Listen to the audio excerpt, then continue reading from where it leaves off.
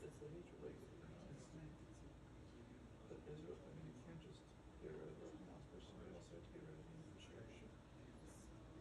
I mean, they have to deter Iran and Hezbollah.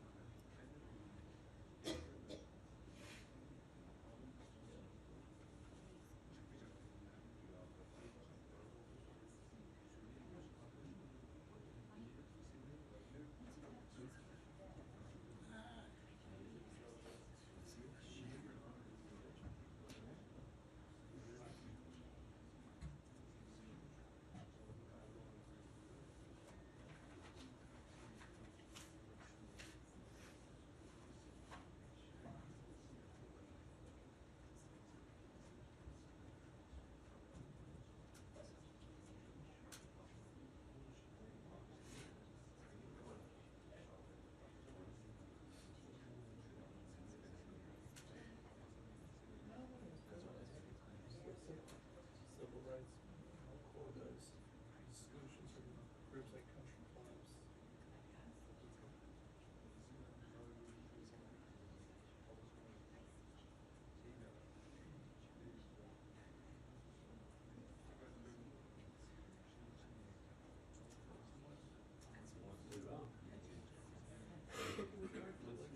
To keep it shut. That's why I think that's but you know, so I mean they have things. How are you? How's your stay going? Yes, yes, It's a challenge. absolutely. Yeah. Hot issues regarding Israel.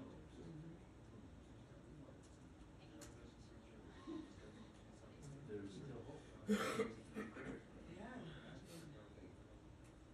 It's not the end of the world yet. Here in Europe and all over.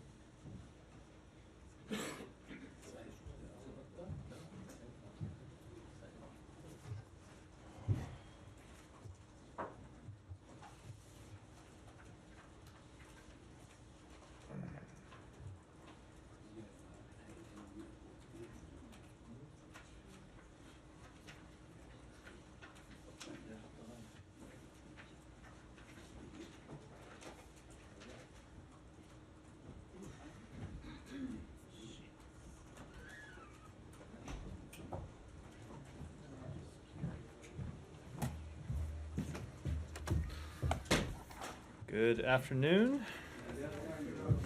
I do not have any opening comments, so Matt, Oh, really? take it away. Nothing? You don't have anything exciting and new to tell us today? Depends on what your questions are. Well, yeah, obviously not. Hold on, let me start my recorder here. So, I know a lot of people want to talk about Gaza, but I have something else that I just need to get off at the top.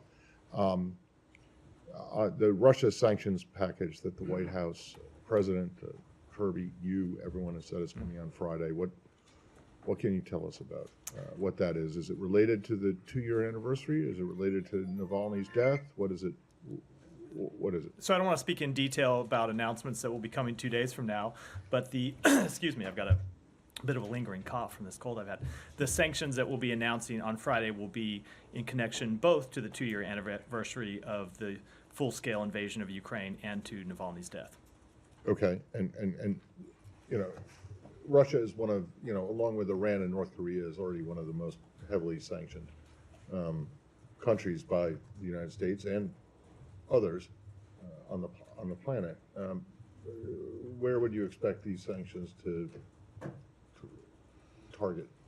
I don't want to preview too much of what we're going to do on Friday, but it will be a robust sanctions package. We are always looking at additional ways that we can choke off the Russian war machine, that we can deny the Russian military-industrial complex components that it needs to use to fund its war effort, as well as to hold accountable those involved in it. So without getting into too much detail, like as I said 2 days before the announcement, you should expect them to follow the general direction of our past sanctions, as well as some sanctions specifically related to the death of Alexei Navalny. Right, but when you say that it's going to be robust, might go back to a line from Spinal Tap, right? How much more robust can they be? Yeah, Aren't they already pretty robust? Did you guys exact, super big sanctions on Russia after the Ukraine invasion? They are incredibly robust, and they've had an impact on Russia's economy and so Russia's the military question industrial is, complex. how much more robust can they Well, be? you will see on Friday, but I can guarantee you it is, as I said, a strong, robust package. Partly because we are always, look, it's a dynamic situation, right? Russia watches the sanctions, sees the sanctions, and tries to respond to the sanctions that we impose. And so we watch the actions that they take, and we look to impose new sanctions, either on individuals or new areas that they explore, and also to focus on sanctions evasion when we see them or entities that deal with Russia trying to evade the sanctions that we previously put into place. We have ways to tighten those sanctions. Okay, last one. Does that suggest then that a bunch of the stuff in this package might be secondary sanctions? I don't want to make any comments about what they'll look like. Again, 2 days before we roll them out. So I'll come to you. Oh, okay, go ahead. She graciously yielded the floor. Yeah, apparently there's a new intelligence assessment from Western governments suggesting that Putin thinks he eventually can win the war in Ukraine for 3 reasons. 1, the possible return of Donald Trump to the White House. 2, increased conscription. And 3, a rejuvenated military manufacturing sector. Does State believe on the record that Putin does believe that these factors can help him win the war? Does this increase the need to provide funding for Ukraine if, in fact, there's a belief that Putin may now have some leverage in this situation? So I never want to discuss intelligence matters from here, real or imagined, but I think it should be obvious to everyone that Vladimir Putin is watching what happens in Washington closely. You have to assume that he is watching what happens in Congress.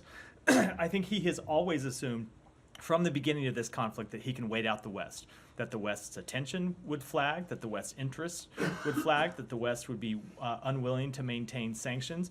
And so far, the West has proved him wrong. And I don't just mean the United States, but Europe as well, which took dramatic action early on to wean itself from Russian energy, something I think Putin never thought would happen. Mm-hmm. But I have to think that the entire world, including those in Moscow, are watching whether the United States Congress is willing to step up and continue to fund Ukraine to help it defend itself from Russia's aggression. We have been very clear in the Biden administration what we think ought to happen. We have been very clear what is in the United States' national security interests, and we will continue to make that case. And we hope that Congress will respond because, as I said, the entire world is watching. Does the U.S., though, actually believe that Putin now has the advantage? No, Given we do not believe that at all. If you look at the shape of this conflict over the past not just 2 years, but even the most recent history, yes, you have seen Russia make gains on the battlefield. We saw gains just over this last weekend because Ukraine was not able to properly resupply its troops, in large part because Congress has not taken the action that we think it should to continue to support Ukraine as it fights to defend its territory.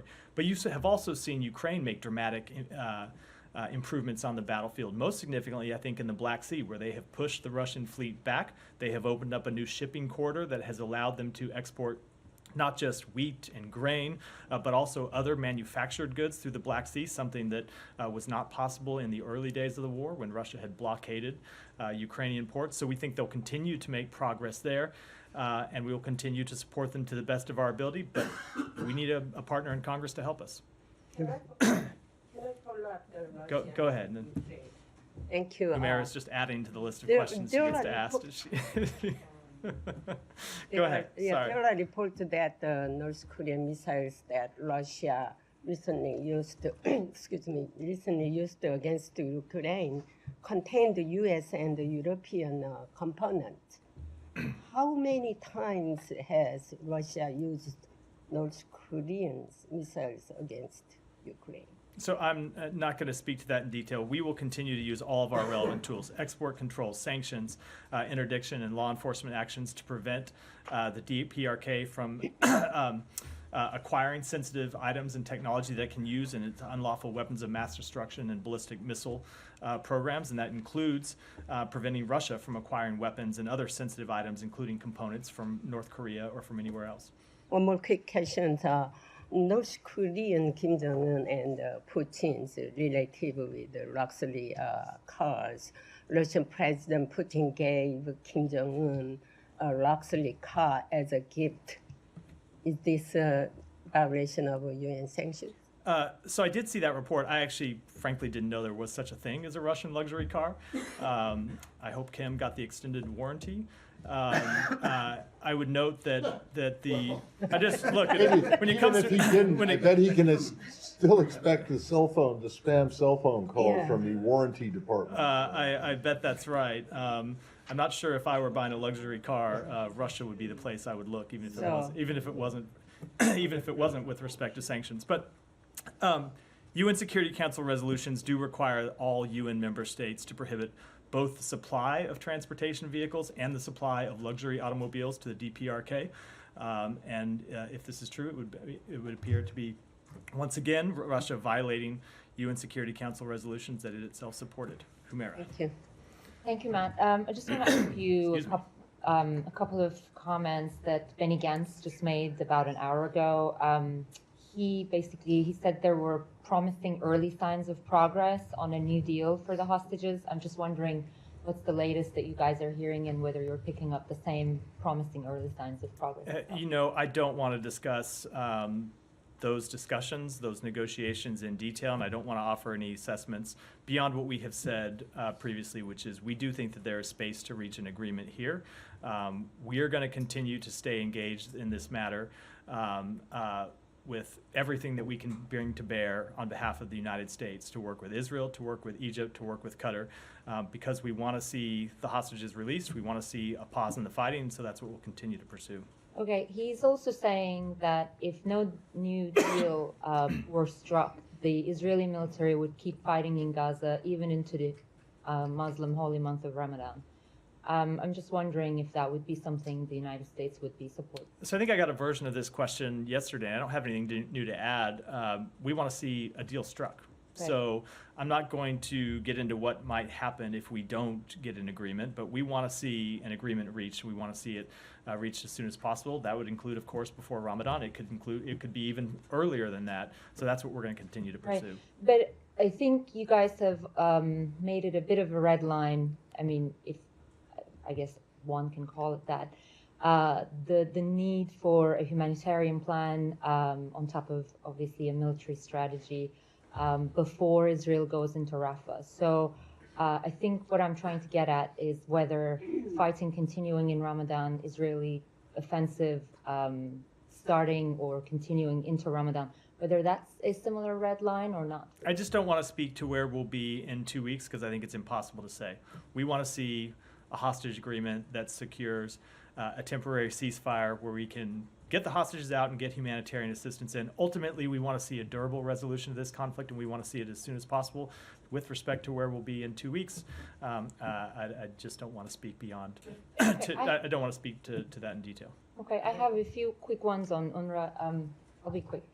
And take your time. You got interrupted a few times, so go ahead and cite attempting to interrupt you again. And now I interrupted you. Sorry. Go ahead. Go ahead, Humera.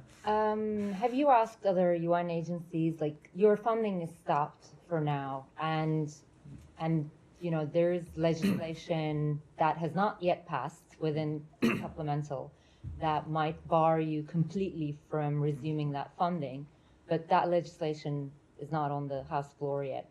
So I guess I'm wondering what you guys are doing in the meantime. Have you asked other UN agencies to pick up the slack? And exactly what did you ask them to do? Like, are there UNRWA workers on the ground right now actually working for other UN agencies who are doing the distribution of aid? We have been in conversations both with the United Nations and with other countries around the world about how to make sure that the important work that UNRWA does is not interrupted. We want to ensure that humanitarian assistance continues to flow to the Palestinian people. Right now, UNRWA is the key facilitator of humanitarian assistance in Gaza, and we don't want to see that humanitarian assistance disrupted in any way. At the same time, we are obviously cognizant of the draft legislation and the provision that it contains. It's not law, as you said, but we have to plan for all possibilities, including the possibility that it becomes law. So we're looking at all the options that may be available to us, but I don't want to discuss that in detail. It's internal planning that continues to go on inside the government. Final thing is there is reporting in DEVEX which says that you have actually asked other UN relief agencies to pick up the slack, but Secretary General Antonio Guterres have urged the heads of those agencies to basically rebuff your plea. I mean, I'm is just not, something you can I'm not going to confirm confirm that or- report at all. Sorry. Can I just very briefly follow up Yeah. on one thing? I'm guessing you may not have a lot to say about this, but following on Humera's question, Brett McGurk, of course, is in the region. I know he works in a different building, but do you have any? Correct. But do you have anything you could say more generally about what he's about the tone of what he's doing? No, I will leave it to the White House to speak in detail to Brett's work and what he's trying to accomplish on the trip. But I think, look, you have seen from the administration broadly what our goals are with respect to the conflict right now. Our immediate goal is to try to achieve a deal that brings about a ceasefire in the fighting, a temporary ceasefire in the fighting, allows us to get hostages out and allows us to get humanitarian assistance in, and kind of would help with some of the bottlenecks that have begun to pop up inside Gaza that are preventing humanitarian assistance actually getting out to the people that need it because there's fighting on the ground and looting and other obstacles. So we are trying to achieve all those things, and that, of course, is Brett McGurk, it's the Secretary, it's the President himself that are focused on that issue. Said, go ahead. Thank you. To follow up on Thank you for Humera's, being sort of point, patient. Sorry? Thank you for being somewhat patient. Oh, no, I did not mean to interrupt. It's fine. So apologies. I feel like a school marm I up was here. deceived. I feel like a school marm scolding people unnecessarily. Just to follow up on Humera. Yeah, I don't know. Is that that's a, Texas coming a little bit of archaic term? Yeah. All right. Okay. So just to follow up on her point, you said that you're hoping that a deal will be struck. What if it doesn't get struck? I mean, we have been there before. There were these artificial deadlines and calendars and a week here and the end of October, then the end of November, then, December, the end of the year, and all these things. I mean, to be honest, Palestinians and Israelis fought in Ramadan many, many times, and they were struck. So, what if a deal is not struck? What is your vision on how this thing will end? So I'm not going to deal with a hypothetical, as I think you know.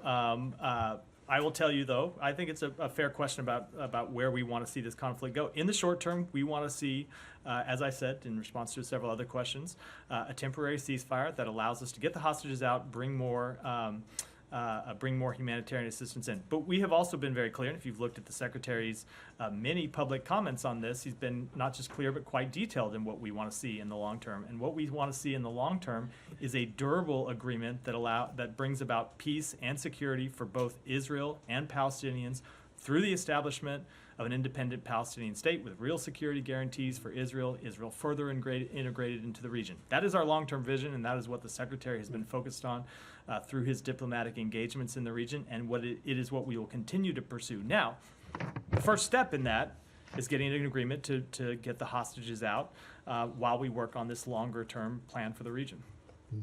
Well, yeah, I'm sorry, I have a couple more points. But, in the meantime, people can't get food. I mean, kids, children, 5-year-olds, my grandson's age and so on. So, I mean, they're not getting, they're asking for bread, for crying out loud. They're standing in line asking for bread, and bread is not getting in. So what you keep saying about things like the need for things to go in, but it's not going in, man. So the humanitarian situation in Gaza continues to be extremely difficult, dire for many people, which is why we continue to focus all of the efforts of the United States to improve that situation. When it comes to bread, the United States has funded flour that would feed 1.5 Palestinians for 5 months.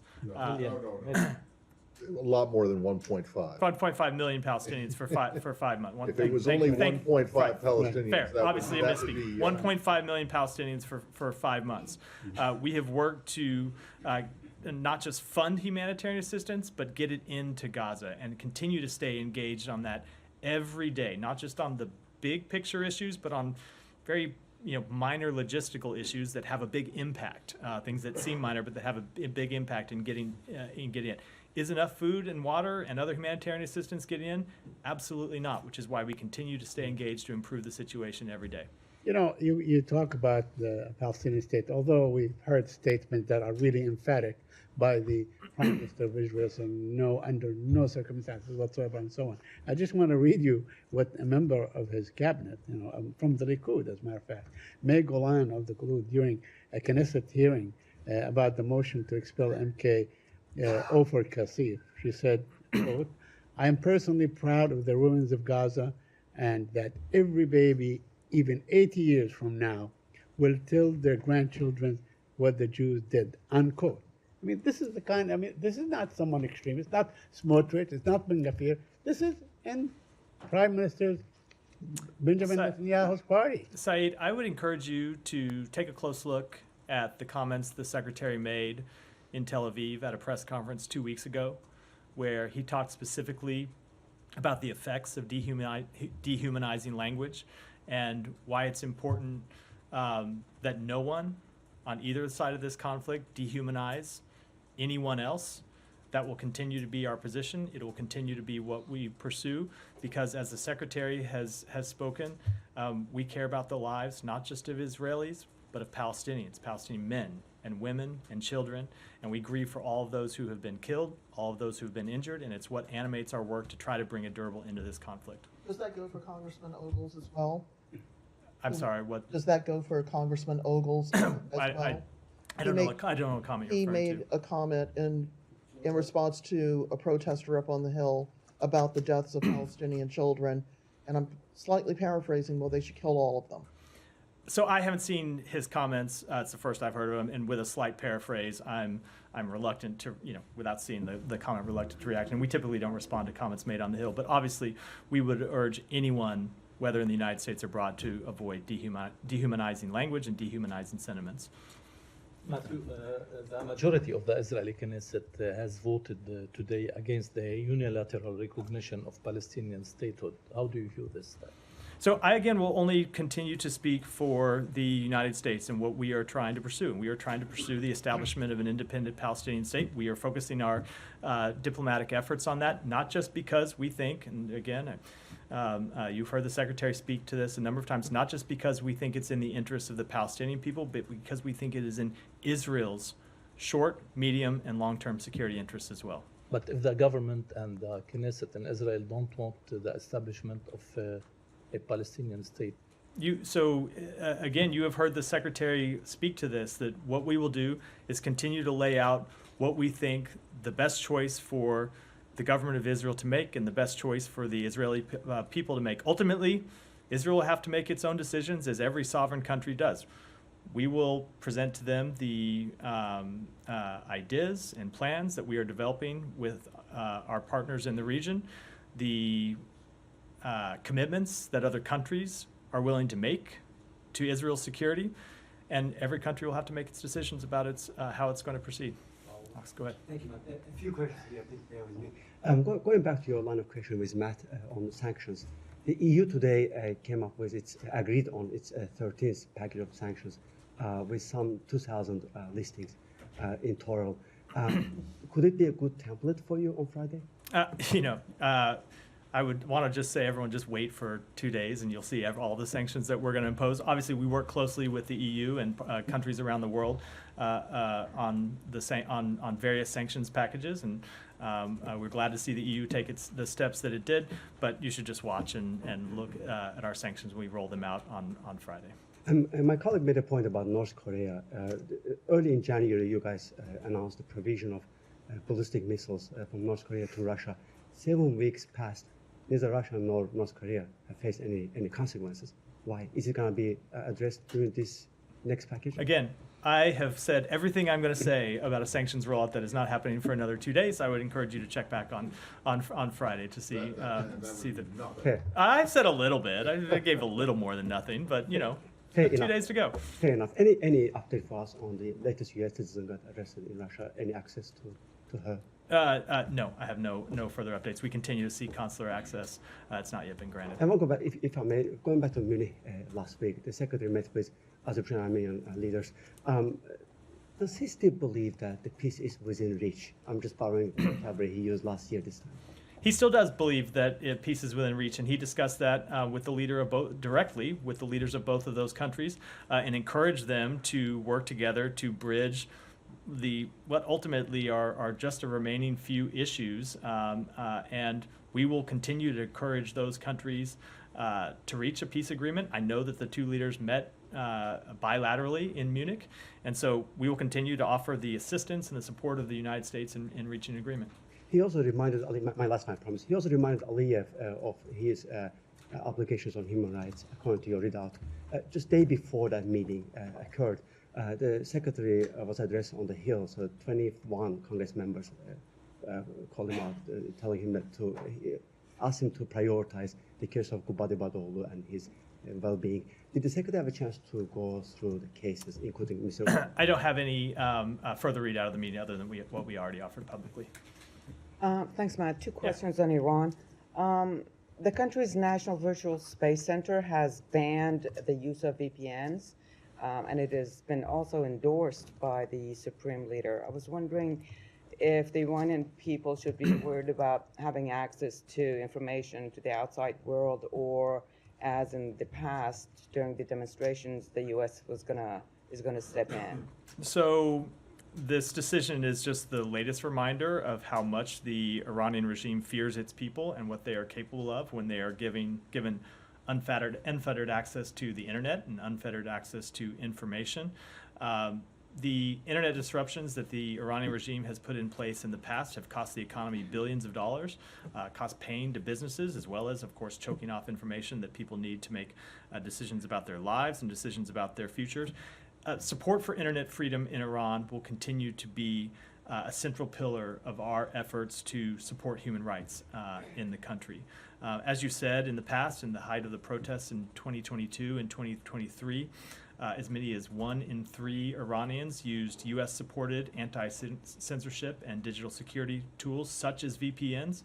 There are millions of Iranians that have continued to use those tools to this day. So I'm not going to speak to what actions that we will take in the future, but as I said, upholding internet freedom and ensuring Iranians, citizens' access to the internet will continue to be a central pillar of our engagement in that country.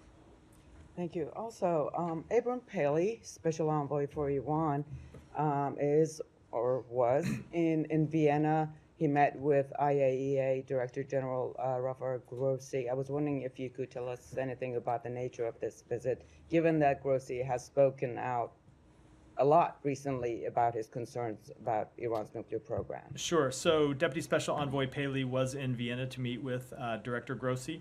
He reiterated the United States' appreciation for the IAEA's extensive efforts to engage Iran on longstanding questions related to Iran's safeguards obligations. Iran's cooperation remains severely lacking. We remain seriously concerned about Iran's continued expansion of its nuclear program in ways that have no credible civilian purpose, including its continued production of highly enriched uranium, and that was the focus of the discussions today. Any discussions, any solution to gaining access to Iran's nuclear program by the IAEA? I don't want to give any further comments about that meeting, other than to say that they did discuss how Iran should fully uphold its safeguards obligations and provide full cooperation to the IAEA without further delay. Thank you. Yeah, go ahead. Can I ask a few different issues around the world? Yeah. Senegal. I know the secretary spoke not so long ago with President Sall about the election. There was a court decision calling for a new date, but it hasn't been set yet. Do you have any update on U.S. engagement there and the U.S. stance about what's happening now? So we continue to stay engaged with the government in Senegal. I don't have any specific engagements to read out, but we have stayed in close coordination with them, and I'll just say that we want to see the election take place as soon as practicable. Sure. Elsewhere in Africa, there's an agreement signed today between Somalia and Turkey on a naval upgrade or a coastal upgrade. It's obviously bilateral, but this is in the context of Ethiopia and Somaliland having a pact. Does the U.S. have any stance on Turkey's involvement here? Let me take that one back and get you an answer on it. And one other thing, Pakistan. Yeah. I know you've been saying in recent weeks that it's they're not going to comment until a government is formed, but there's a coalition that actually is being formed between two of the major factions without Imran Khan's enforcement. Is there an idea that this is a representative government? How does the U.S. feel about this? Look, again, I don't want to comment on the government before it's formed. Ultimately, as is the case whenever you see coalition politics taking place inside any given country, it's a decision for that country itself, not something that we would weigh in on. Sure. And in terms of, in the past, you've talked about allegations of fraud, of rigging. Is there any follow-up on that? Is the U.S. looking for anything in particular before a government comes down? We want to see a full investigation into any claims of irregularities. Okay. And just finally, yesterday I asked about the disruptions in social media in Pakistan. Is there anything further on that, whether there's been any communication? So we are concerned by any report of restrictions on the exercise of the freedom of expression and association in Pakistan, including the partial or complete government-imposed internet shutdowns, which includes, of course, on social media platforms. We continue to call on Pakistan to respect freedom of expression and restore access to any social media that has been restricted, including Twitter, I think now known as X. We have and will continue to emphasize the importance of respecting these fundamental freedoms during our engagements with Pakistani officials. Sure. And just finally, has that been communicated through official channels? It has been. Yeah. Go ahead, right here.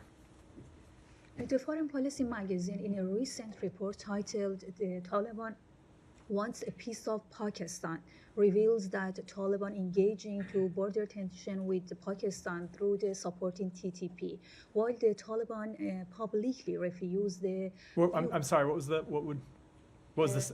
I just didn't hear the beginning of the last sentence. Oh, sorry. It's about a foreign policy report that they titled "The Taliban Wants a Piece of Pakistan." Right. And while the Taliban publicly refused the Durand line as the official border between Pakistan and Afghanistan, what's the position of United States about the Durand line? We support the territorial integrity of both Afghanistan and Pakistan within their internationally recognized borders. Another question about Afghan Adjustment Act that was not passed by the Congress recently. While there are some reports that United States Department of State is going to run out of the SIV P1 and P2 quarters. Do you confirm this report, and what are you doing about the SIV and Afghan Adjustment Act? So as the president has said, we urge Congress to pass the Afghan Adjustment Act. We support it and want to see it passed. When it comes to special immigrant visas, I would just note that in the last fiscal year, 2023, the government issued more than 18,000 special immigrant visas to Afghan applicants outside the U.S. That was the most in any single year. So go ahead. On Pakistan, down thank you. Pakistan Ambassador Masood Khan here in DC yesterday said that Pakistan is pleading with the Congress, with the U.S. Congress, to help restore the U.S. military aid that was suspended in 2018 by the Trump administration. Is the U.S. considering restoring the program, given that Pakistan is a major NATO ally in the region? I just don't have any comment on that. Go ahead. Thank you, Matt. A question on the Kurdistan region parliamentary election, which was expected to be held in October 2022, but due to the disputes, political disputes, they delayed. And last year, the Iraqi top court ruled against the self-extension of that parliament, which the region has no parliament now. And today, the Iraqi top court ruled against the Kurdistan regional parliament minority seats.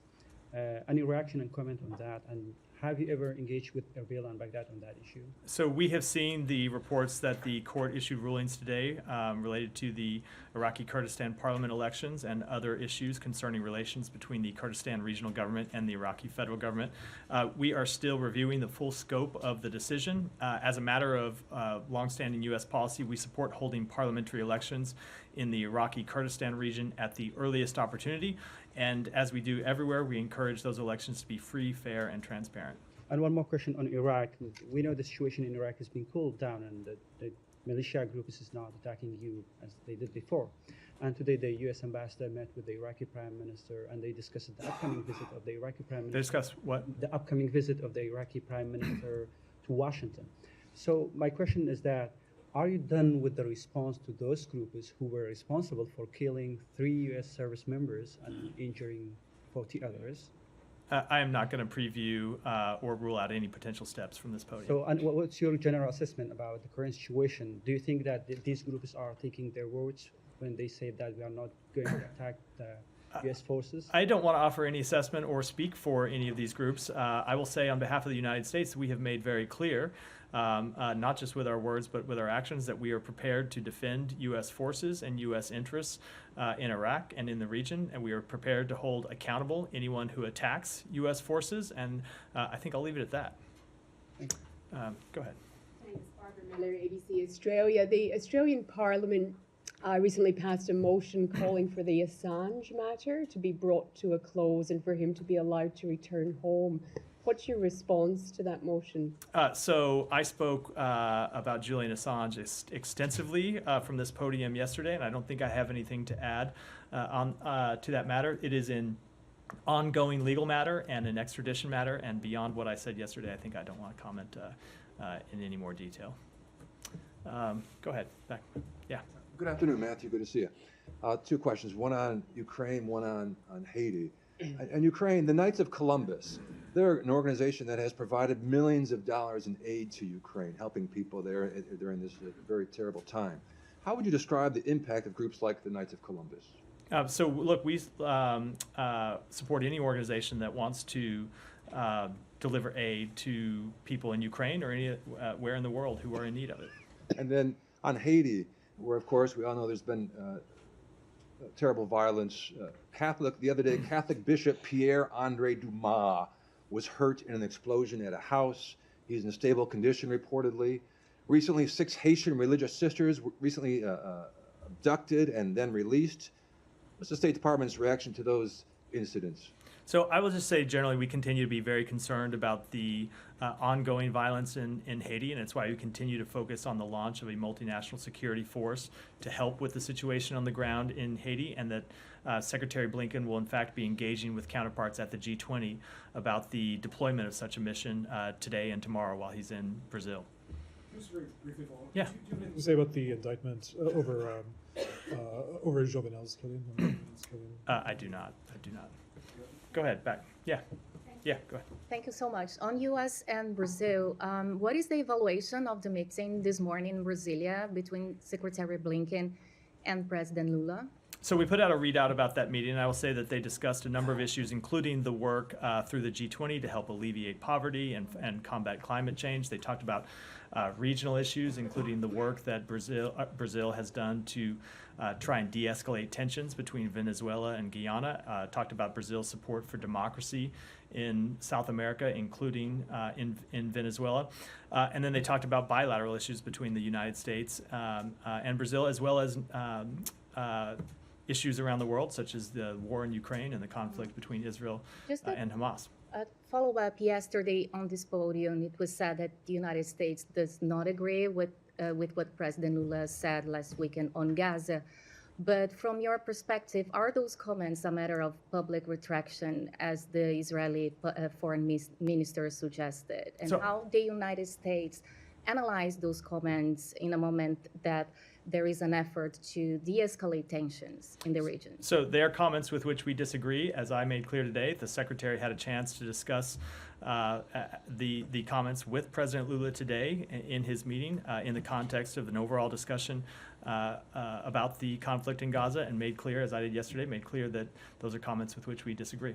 And the G20, is it possible to highlight the priorities from the U.S., the summit ministers of summits? Well, as I said, and you will see comments from the Secretary, and he's going to have a press conference tomorrow before he leaves the G20. So I don't want to get ahead of too far of his comments, but we will be focused on fighting poverty, addressing climate changes, and other issues that President Lula has put on the agenda for this meeting of the G20.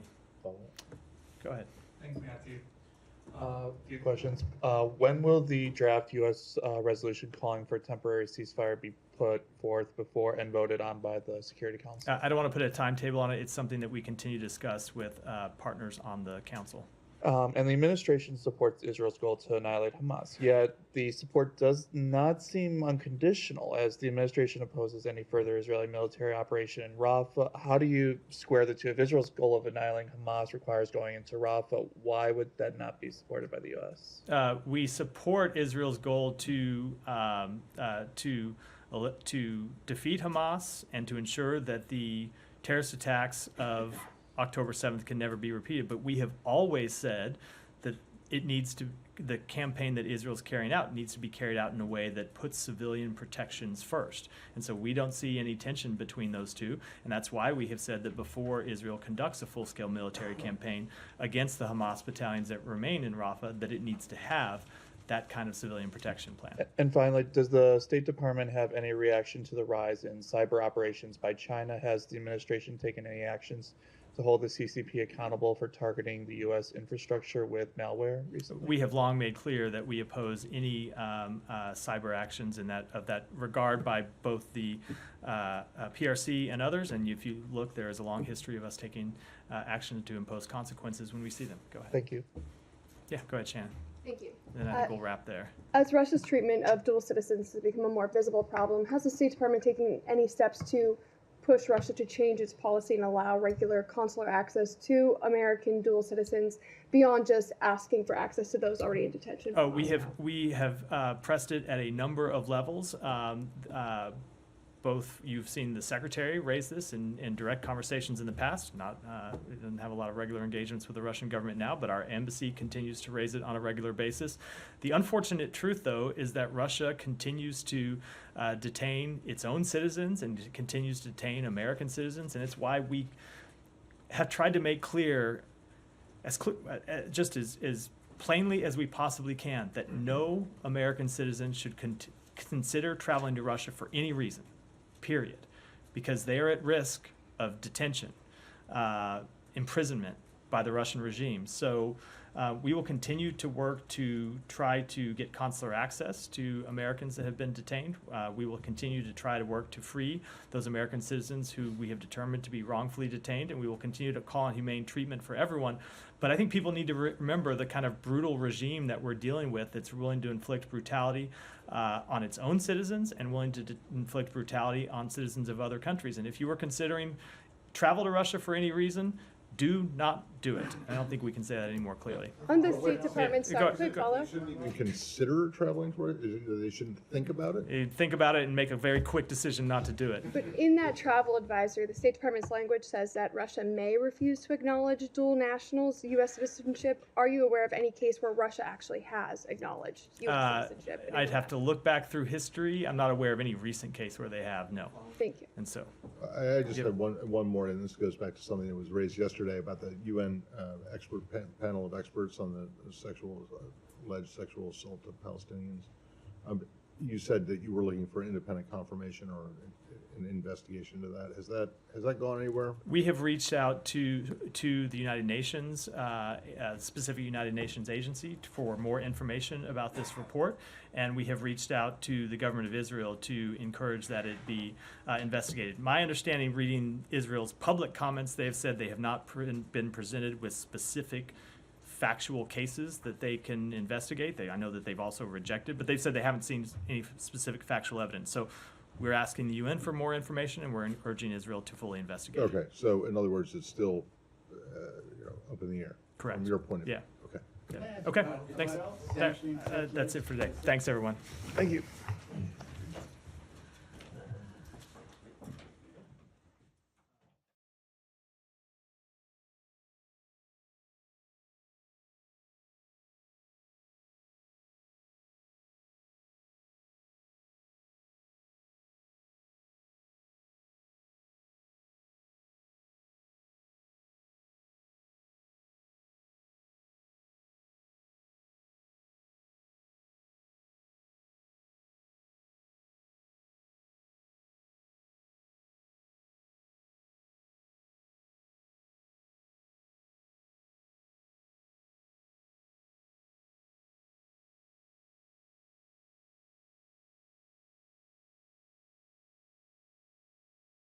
Majority of the Supreme Court of late has told students of color that their lived experience cannot be considered in the college application and admissions process. And yes, the Supreme Court's conservative majority has blocked President Biden's original and transformative federal student debt forgiveness plan, which would have brought much needed relief to tons of millions of Americans. Like so many Americans, I was outraged when the Supreme Court ruled last summer. I was outraged because I remember what I felt as a senior in high school, the first time I was filling out financial aid applications, and came across the brutal realization that tuition alone at the college I was planning to go to was more than my dad's W-2 for the whole year. And yes, I remember the student loans, the Pell Grant paperwork, the scholarship applications, and the work-study program that it took for me to be able to afford college. So yes, I understood and felt the heartbreak that so many across the country felt after that ruling. But thankfully, President Biden does not give up. President Biden knows that student debt is not about giving handouts to the wealthy. When it comes to relieving student debt, it's really about asking for an equal shot at a good education without the crushing weight of student loan debt. And so that's what we're asking for, an equal shot at a good education and an equal shot at the American dream. So yes, we are proud to say that President Biden is taking the steps to create that opportunity. Life-changing relief for Americans facing financial hardship. Americans paying off debt greater than their original loans, or repaying loans that are over 2 decades old, and launching the SAVE plan, the most affordable student loan repayment plan in history. And that includes canceling over 150,000 borrowers' student debts.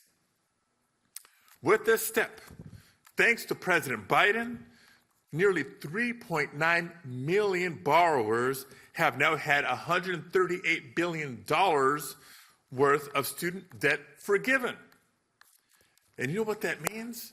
The beauty isn't just relieving them of that debt and the figurative weight on their shoulders. It makes it easier for them to start a new business if that's their dream. It makes it easier for them to put a down payment on a new home if that is their plan. But make no mistake, we still have more work to do. But today, thanks to the persistence, the commitment of the Biden-Harris administration to see this effort through, we're one step closer to making sure that millions of borrowers can live their American dream. So President Biden, we welcome you and we say thank you.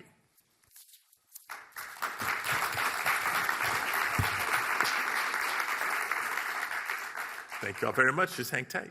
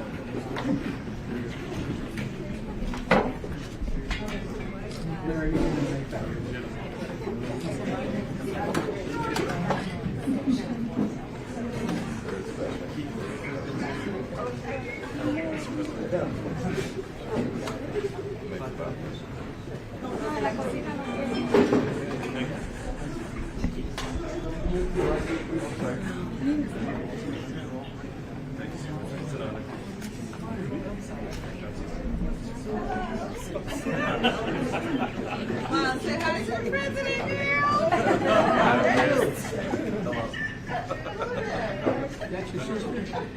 That's my mother.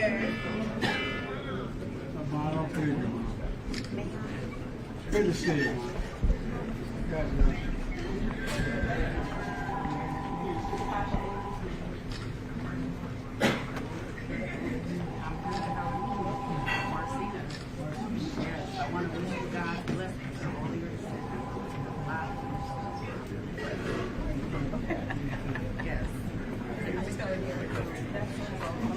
Look,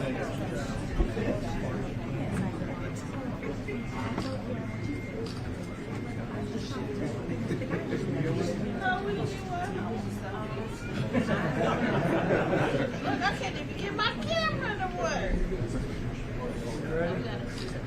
Oh, look at you now. Let's flip the camera around. You know, after the last guy, it's a very low bar.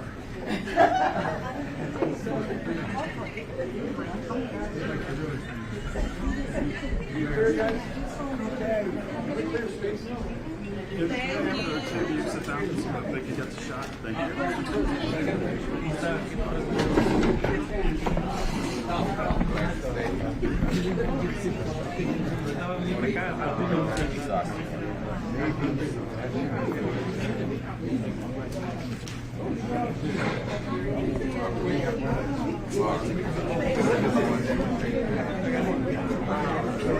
Sorry, you guys.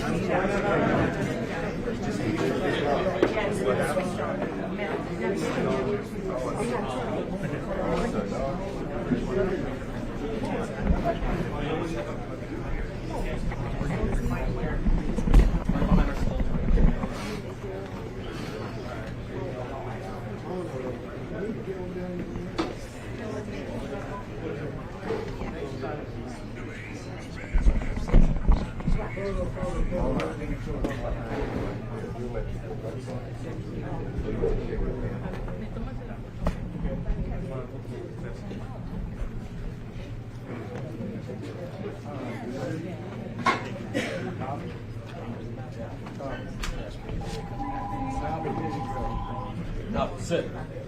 Sit.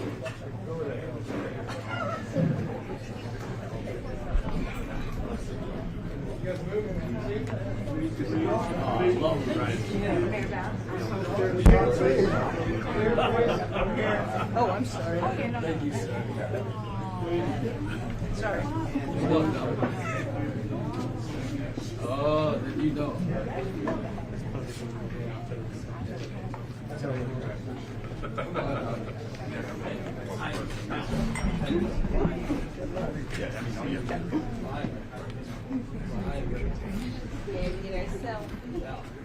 Where's your camera? Seriously?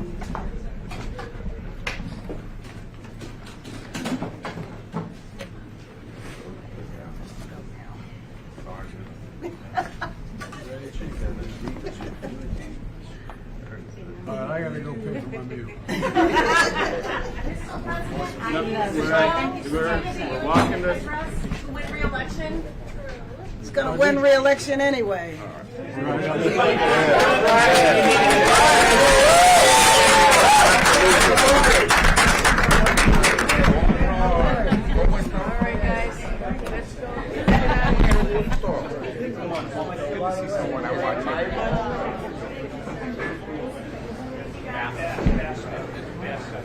No, that's fine. Thanks, brother. Do you need a strong state of the union addressing the re-election? She said he's gonna. Yeah.